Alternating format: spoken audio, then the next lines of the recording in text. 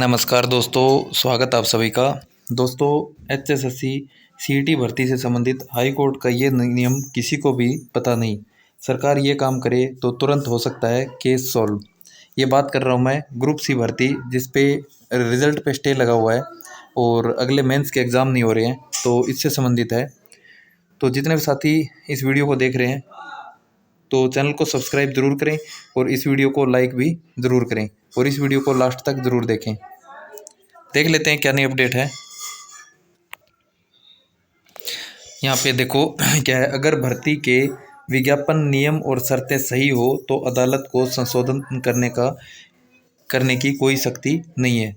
यानी कि अगर मान लो तो रूल सही बना रखा हो अगर, तो उसके बाद जो अदालत है उसके नियम को नहीं बदल सकती और ऐसी परमिशन भी नहीं होती। ऐसा आपने देखा था जब सीईटी क्वालिफाई को लेकर केस हुआ था। तो क्वालिफाई को लेकर केस हुआ था, सरकार क्यों जीत गई थी? क्योंकि उन्होंने नियम बना रखा और उस टाइम उन्होंने 4 गुना का नियम बना रखा था।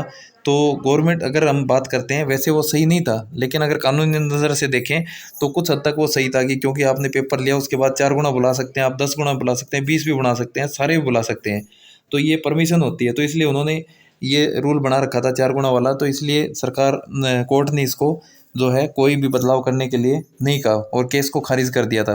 अब रही बात है इस टाइम जो केस हो रखा है 5 नंबर की वेरिफिकेशन वाला मामला है जो, तो उसके वेरिफिकेशन के लिए ये बोला जा रहा है कि आप सबकी वेरिफिकेशन करो, चाहे कितने भी कैंडिडेट आप बुला रहे हो। तो इसमें सरकार अड़ी हुई है कि हम ये डॉक्यूमेंट वेरिफिकेशन में ही हम वेरीफाई करेंगे। और वो किसका करेंगे? जो 4 गुना कैंडिडेट पेपर को क्वालिफाई करेंगे।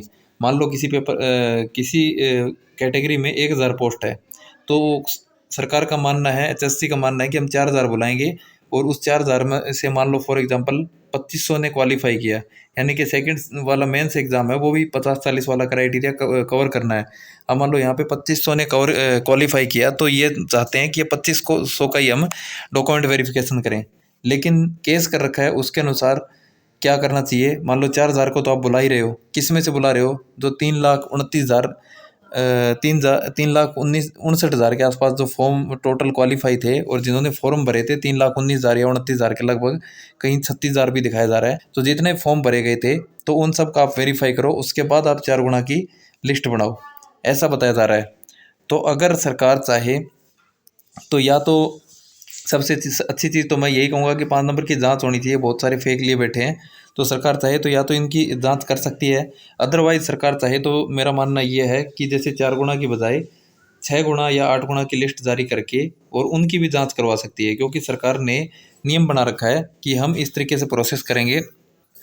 तो ज़रूरी नहीं कि सबकी जांच करवाए। अगर सरकार इस भर्ती को पूरा करना चाहती है, जल्दी पूरा करना चाहती है, तो 6 से 8 गुना की एक लिस्ट बनाए और उन सब के डॉक्यूमेंट वेरिफिकेशन करे। उसके बाद जो लास्ट में जो 4 गुना बचते हैं उनको आप बुला सकते हैं, यदि आपको 4 गुना ही बुलाना है तो।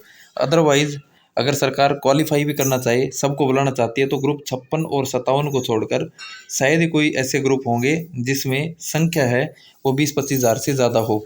यानी कि एक शिफ्ट में हर एक का एग्ज़ाम आराम से हो सकता है, कोई मुश्किल नहीं है।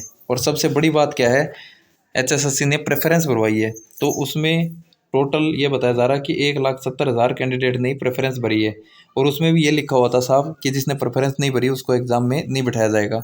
तो अगर ये चाहे तो 1,70,000 कोई बड़ी बात नहीं है, कोई आंकड़ा बड़ा भी नहीं है, कुछ भी कर सकती है। आप किसके बारे में जो भी राय आप कमेंट करके ज़रूर बताएं। वीडियो को लाइक और चैनल को सब्सक्राइब जरूर करें और इसको ज़्यादा से ज़्यादा शेयर करें ताकि ये बात एचएससी या सरकार के कानों तक पहुंच सके।